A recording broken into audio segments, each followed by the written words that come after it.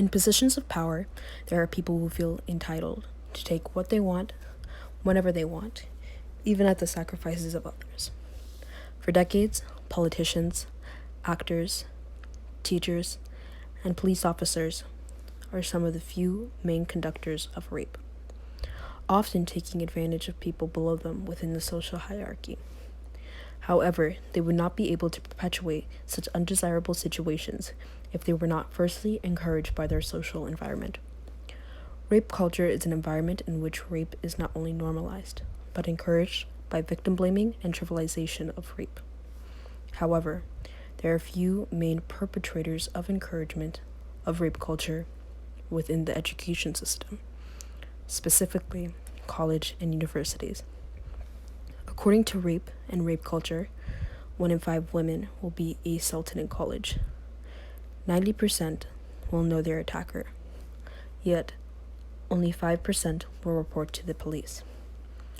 Due to a history of systematic oppression towards rape, victims, both male and female, has supported a culture where it is better to stay silent than speak up due to the fear of hate that is forced upon rape victims. However, we need to dive further into the context of which these horrific situations form. College is not known for its only educational beliefs, but the extremities of wild parties. Parties are the perfect situations for a rapist to take advantage of men and women. The combination of drinking, drugs, confined rooms, and loud music leave potential victims open for the taking. This has led to customs such as watch your drink and travel in groups. Yet, rape still continues and thrives under these circumstances. College and universities have a unique way of approaching binge drinking and alcoholism on campus.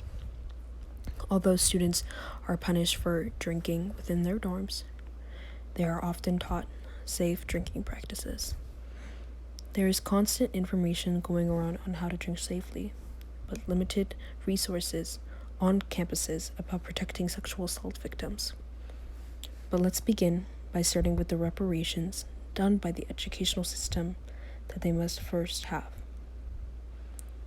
Firstly, they must have the ability to believe their students. Oftentimes, stories of sexual assaults on campus is brushed off to boys being boys, or why were you so drunk in the first place? Instead of making the changes needed to make a safer campus, there's deflection, wondering who is to blame. Almost immediately, they turn to the victims. But this is also extremely important for male survivors as well. Due to humiliation and self-blame, men can also be forced into silence, and that is why it is important to recognize rape culture and make sure it's prevented for people of all genders. According to the NSVRC, a total of 1 in 16 men are sexually assaulted in college. Although it is not as high as women's, it is important to recognize there are both male and female victims. But situations can be difficult because it is often not taken seriously by administrators. They believe rape can be brushed off while focusing on other issues. However, these social attitudes towards rape are not only a modern issue. According to the article, Rape Isn't a Myth, It's Real, It's Dangerous, by Amanda Tubb. In the early U.S., women had to prove they were good of character to even charge a man for sexual assault.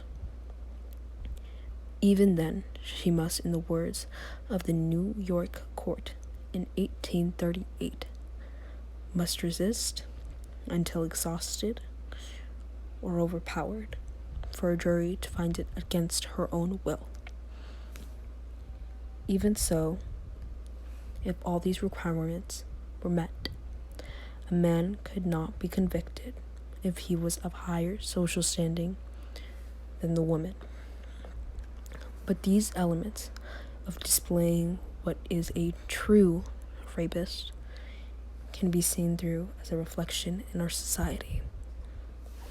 Athletes, politicians, actors, and police officers These male-dominated fields are known for the accusations of sexual assault, yet there are few victims to speak on what happened to them.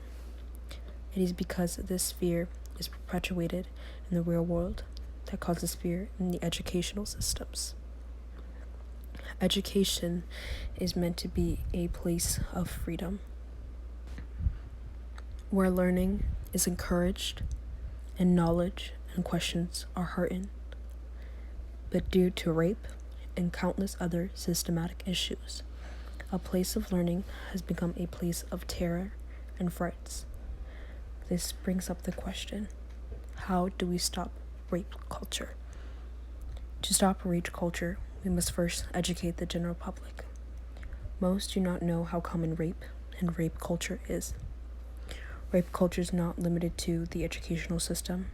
It is common within the military, government, film and acting industry, and many more. However, there is also simply educating on consent.